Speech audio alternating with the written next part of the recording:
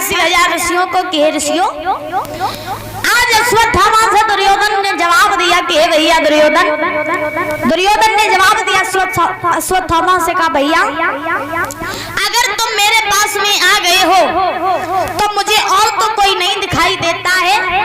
ऐसा करो कि तुम चले जाओ और जा करके तुम पांचों पांडवों के शीश काट करके मेरे पास में ले आओ, तो हम तुम्हें अपना आधा राजपाट दे देंगे। जब से इतने वचन गए दुर्योधन ने अश्वत्थामा से कि हम अपना आधा राजपाट दे देंगे, उसी समय श्रोताओं ध्यान रखना, अश्वत्थामा सोचने लगा कि इसका मतलब हमारे लिए तो बिल्कुल छोटी बात है कि पांडवों के शीश काट के हम दुर्योधन के पास में रख देंगे और आधा राजपाट मेरा हो जाएगा।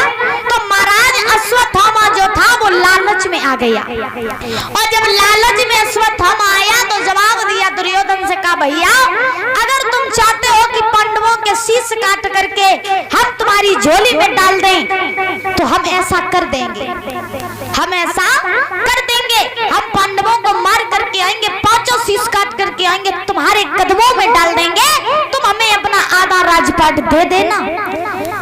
महाराज अश्वत्थामा ने वचन दे दिया, हामी भर ली। जब हामी भरी है तो इधर हुआ ऐसा कि दुर्योधन जो था, दुर्योधन से अश्वत्थामा ने कहा भैया हम पांडवों को मार देंगे।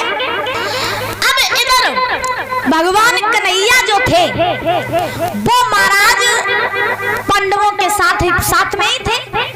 तो जिन डेरों में पांडव सो रहे थे, जिस स्थान पर पांडव रहते थे, तो रात का समय है, इधर भगवान कन्हैया ने ध्यान धर के देखा तो भगवान समझ गए कि दुर्योधन जो है, भीम ने उसकी जंगा को तोड़ दिया। तो दुर्योधन चुप बैठने वाला नहीं है, ये पांडवों से बदला जरूर लेगा।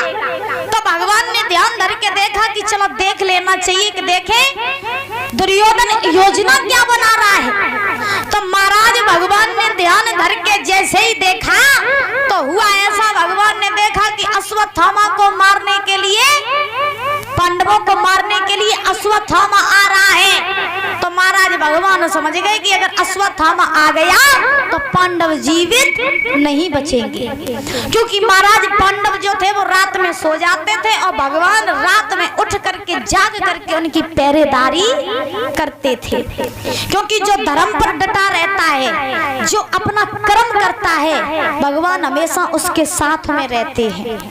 ध्यान रखना, पांडव जो थे वो अपना धर्म पर डटे हुए थे और अच्छा कर्म करते थे, इसीलिए भगवान ने उनका साथ भी दिया।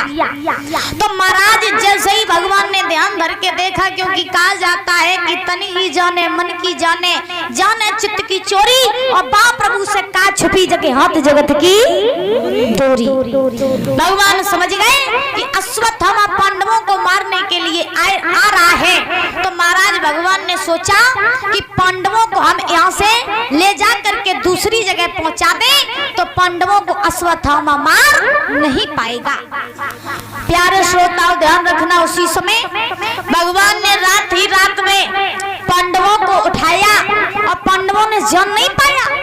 भगवान ने अपनी माया के द्वारा पांडवों को उठाया और उठा करके श्रोताओं दूसरी जगह पहुंचा दिया।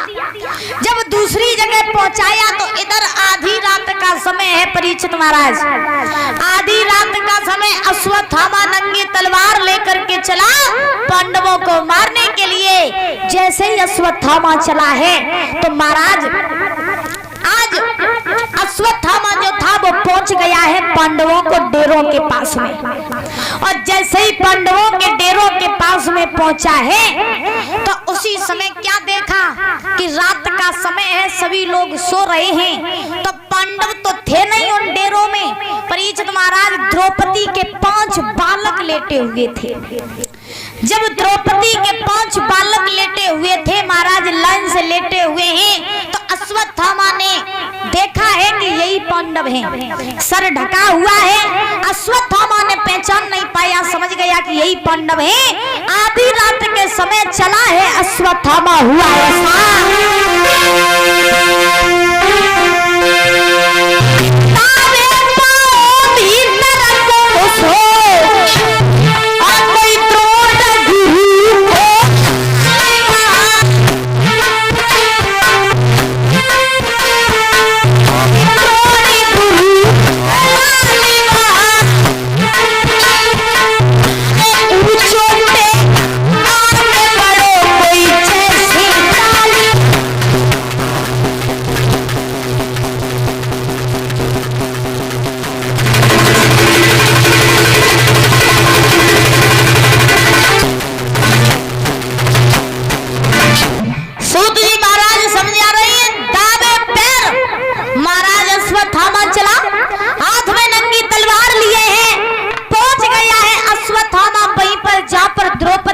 5 बालक लेटे हुए, 5 बालकों के शीश ढके हुए अश्वत्थामा पहुंच गया।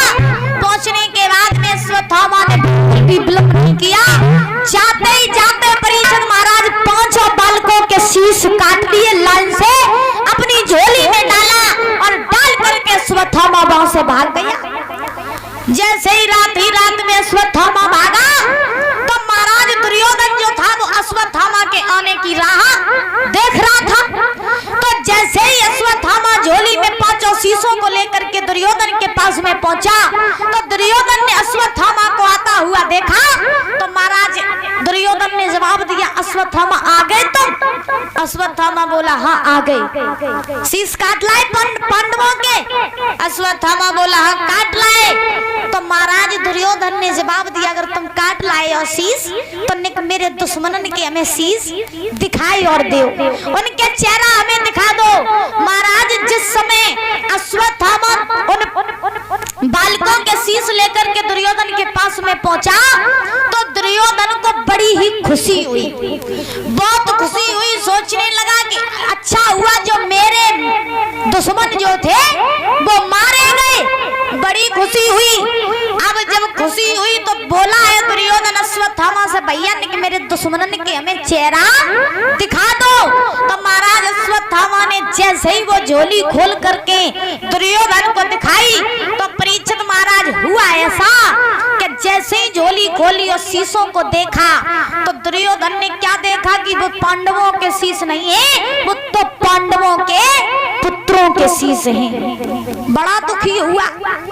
दुखी होने के बाद में दुर्योधन कहने लगा, ओरे अश्वत्थामा, ओरे दुष्ट नालायक, मैंने तुझे भेजा था कि तू पांडवों के शीश काट करके लाई। अरे वो मेरे दुश्मन थे और तूने क्या किया कि तूने तो मेरा कुल खानदान ही खत्म कर दिया।